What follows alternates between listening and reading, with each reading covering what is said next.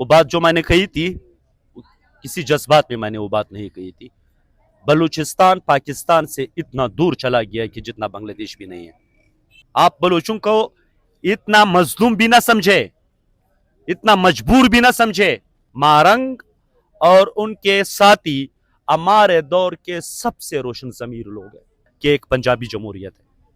السلام علیکم. میں ایاز بازئی. اس وقت خان زمان کاکڑ صاحب میرے ساتھ موجود ہے. بلوچ یکجہتی کمیٹی اور بلوچ مسنگ پرسنز فیملیز کا یہاں پہ احتجاج چل رہا ہے.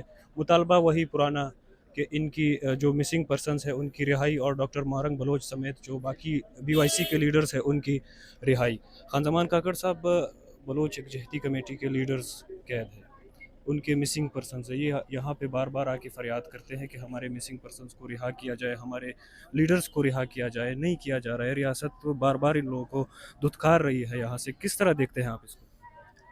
دیکھیے, میں تو اس کو ایک احتجاج نہیں سمجھتا. یہ پاکستان اور بلوچستان کے تعلق کی وضاحت ہے جو اسلام آباد کے اس روڈ پر اس بارش میں آپ کے سامنے ہو رہی ہے. کیوں پرامن سیاسی کارکنوں کو قید میں رکھا گیا ہے, وہ بھی ایک کالونیل لا کے تحت. 3 MP کیا بات ہے؟ ہاں, میں اس کی بات کر رہا ہوں.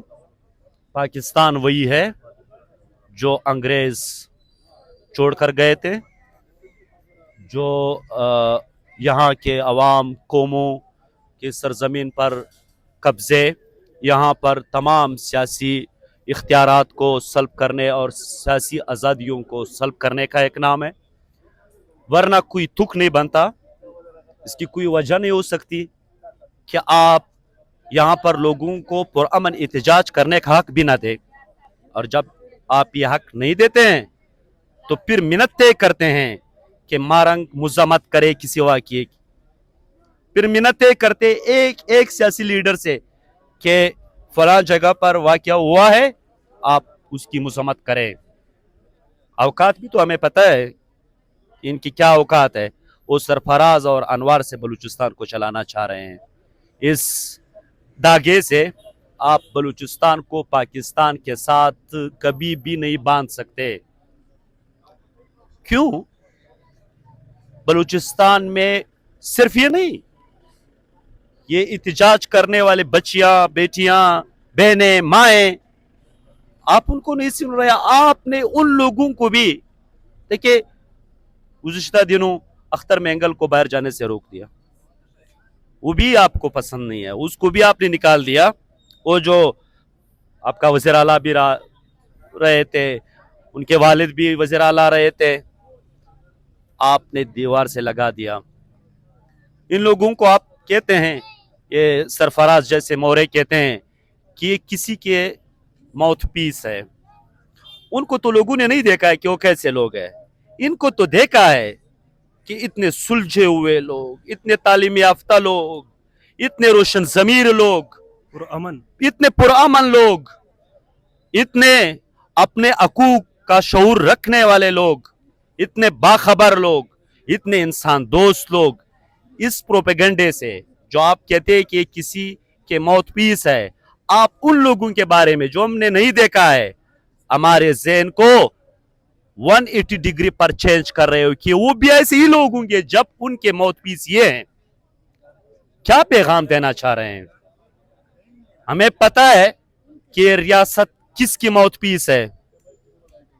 ہمیں پتا ہے 50 سے لے کر کے آج تک کوئی بھی ایسا سامراجی معاہدہ, کوئی بھی ایسا سامراجی اتحاد, کوئی بھی ایسا سامراجی الائنس نہیں بنا ہے جس کا پاکستان حصہ نہ ہو.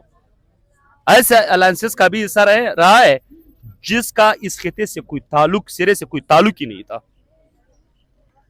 کیا کیا نہیں کیا آپ نے؟ آپ سیاست کو اس طریقے سے دبا رہے ہیں, آپ آوازوں کو اس طریقے سے خاموش کرنا چاہ رہے ہیں. آپ نے نواب زرکزئی کے ساتھ یہ کیا, نتیجہ دیکھا.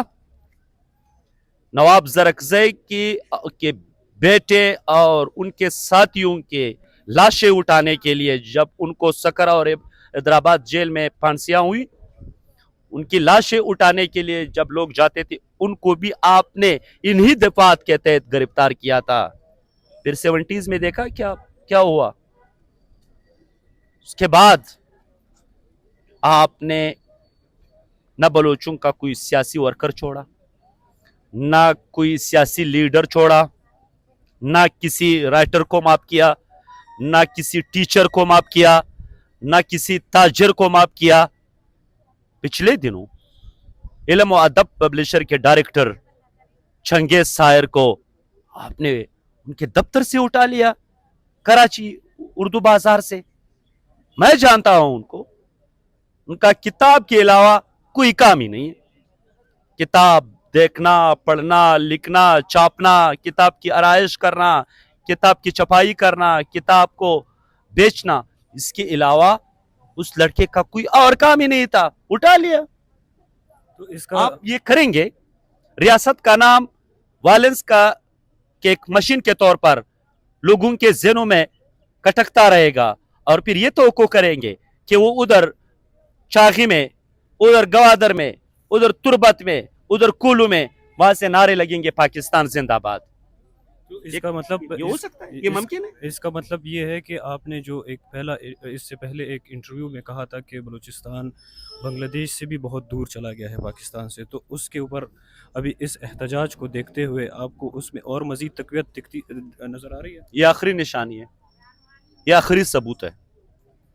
وہ بات جو میں نے کہی تھی کسی جذبات میں میں نے وہ بات نہیں کہی تھی. بلوچستان پاکستان سے اتنا دور چلا گیا کہ جتنا بنگلہ دیش بھی نہیں ہے. اب لوگ کھو چکے ہیں, آپ اذہان کھو چکے ہیں, آپ آوازوں کو کھو چکے ہیں, آپ رشتوں کو کھو چکے ہیں, آپ دلوں کو کھو چکے ہیں. تو اور کیا ہوتا ہے؟ یہ جب لوگ ساتھ نہیں ہوں گے, جب لوگوں کے ساتھ آپ یہ کریں گے, یہ کوئی جمہوری ملک ہے؟ کسی جمہوری ملک میں ایسا ہوتا ہے؟ پرامن احتجاج کی اجازت نہیں ہے. بھائی احتجاج کی اجازت نہیں ہے, سیاست کی اجازت نہیں ہے, بات کرنے کی اجازت نہیں ہے, لکھنے کی اجازت نہیں ہے, اسمبل ہونے کی اجازت نہیں ہے, پارٹی بنانے کی اجازت نہیں ہے, سٹیج بنانے کی اجازت نہیں ہے, پوسٹ کرنے کی اجازت نہیں ہے. یہ کیسا ملک ہے یہ؟ اگر جمہوریت یہ چیز ہوتی ہے, اگر جمہوریت یہ چیز ہوتی ہے, اس جمہوریت کے خلاف لوگوں کو مزاحمت کی عرض سطح پر جانا چاہیے. یہ جمہوریت کم سے کم ہم نہیں مانتے, اور میں یہ کہنے میں کوئی باک محسوس نہیں کرتا کہ ایک پنجابی جمہوریت ہے. یہ پنجاب کے لیے جمہوریت ہے. یہاں پر اسلام آباد میں اور بھی بہت سارے لوگ آئے تھے, 124 دن دھرنا بٹھایا تھا. یہاں پر بہت وائلنٹ لوگ بھی آئے تھے, دہشت گرد تنظیموں کے لوگ آئے تھے. اسی روڈ پر, اسی پریس کلب کے سامنے لفافے دیے, گولڈن ہینڈ شیک دے کر کے رخصت کیا. یہ بلوچ بیٹیاں ہیں, اس وجہ سے یہ کرتے ہیں. پھر جب وہاں جاتے ہیں تو پتہ چلتا ہے کہ بلوچ کیا ہے, اور بلوچ اپنے لوگوں, اپنی قوم اور اپنی سرزمین سے کتنی محبت کرتا ہے. آپ بلوچوں کو اتنا مظلوم بھی نہ سمجھے, اتنا مجبور بھی نہ سمجھے کہ اس کے ساتھ آپ انتہائی درجے کی بدتمیزی کرے, آپ انتہائی درجے کا ظلم کرے, آپ انتہائی درجے کی بربریت کرے. پھر بھی وہ منتیں کریں گے کہ نہیں ہمیں معاف کرے, ہم آپ کے ساتھ رہیں گے. نہیں, بلوچ پھر اپنی تاریخ کا بہت گہرا شعور رکھنے مارنگ والے بلوچ لوگ. کو اگر رہا کیا جاتا ہے تو آپ کے کیا نظر ہے, معاملات سیٹ ہو جائیں گے اس سے؟ دیکھیں مارنگ کو کیوں گرفتار کیا گیا ہے, مارنگ کو کیوں قید میں رکھا گیا ہے؟ احسان اللہ احسان کو آزاد کیا, وہ جس نے یہ پی ایس کے 150 بچوں کے بےرحمانہ قتل کے علاوہ سینکڑوں واقعات کی ذمہ داری قبول کی تھی, اس کو تو رہا کر دیا. اس پاکستان نے 102 ہائی پروفائل ٹیررسٹ کو رہا کیا. اس پاکستان نے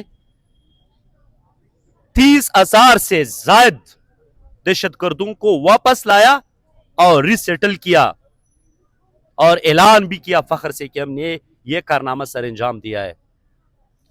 आपने अभी देखे एक एक नहीं भी बल्कि 4-5 जो दोस्त हमारे गिरफ्तार हुए उनको तो मैंने देखा है। मैं उनके साथ एहतजाजों में शरीक रहा हूं, मैं उनके साथ मुबाहिसों में शरीक रहा हूं, मैं उनके साथ सेमिनारों में शरीक रहा हूं। मैं ये कहूंगा ये इस वजह से नहीं कि मैं आज यहाँ खड़ा हूं, ये हमारे दौर के मारंग और उनके साथी हमारे दौर के सबसे रोशन ज़मीर लोग हैं। मारंग और उनके साथी हमारे दौर के सबसे बड़े जेन्युइन पॉलिटिकल वर्कर्स हैं। और अगर किसी ने हुब्बुल वतनी अपनी सरजमीन से मोहब्बत की बात कर रहा हूं, ये फौजियों की हुब्बुल वतनी की बात मैं नहीं कर रहा। अगर किसी ने हुब्बुल वतनी सीखनी है तो मारंग और उसकी एग्जीक्यूटिव कमेटी से सीखें। ये टकराए हुए लोग हैं। ये मारंग एक शहीद की बेटी है, मजाक बनाया है। इधर लोग आकर के 2 टके के लोग होते हैं, बात शुरू करते हैं, इनसे इन माओं और बहनों से पूछना शुरू करते हैं बेले के बारे में क्या रहा है, उसके बारे में आप क्या कहते हैं, मुजम्मत करते हैं। मैं किसी की भी मुजम्मत नहीं करूंगा, ये मेरा काम है। थोड़ा मैंने कोई मुजम्मत की फैक्ट्री खोली हुई है, मैंने इनको तो छोड़े, मैं नहीं करूं, ये मेरा काम है। हालात क्यों इस नेच पर पहुंचे उसको समझने की जरूरत है। ये कोई बात है आप इधर खड़े मुझसे सब कुछ ले जाओ, मेरी जमीनों को कब्जा करे, मेरी मादनियात को कब्जा करे, मुझे बुनियादी इंसानी हकूक भी ना दे, मुझे अपनी राय की आजादी का हक भी हासिल ना हो, और फिर ये तो को मुझसे मैं इस काम के लिए इधर हूं या ये पाकिस्तान इस काम के लिए कि मैं इधर मुजम्मत करता फिरूंगा। इसकी मुजम्मत करो, उसकी मुजम्मत करो, हिंदुस्तान की मुजम्मत करो, अफगानिस्तान की मुजम्मत करो, किसी की भी मुजम्मत नहीं करूंगा। मैं पाकिस्तान की इस पॉलिसी की मुजम्मत करता हूं। जो ये माए बेटे बहने बेटी हैं, इस बारिश में पाकिस्तानी रियासत का जो रवैया है, जो सारे रास्ते बंद किए गए, जो इनको हरासा कर रहे हैं, मैं उसकी मुजम्मत करूंगा। मैं रियासत के इस जालिमाना रवैये की मुजम्मत करता हूं। ये किस हमें पता है ये रियासत कौन चला रहा है, ये जो इधर पार्लियामेंट में बैठे ये चला रहे हैं।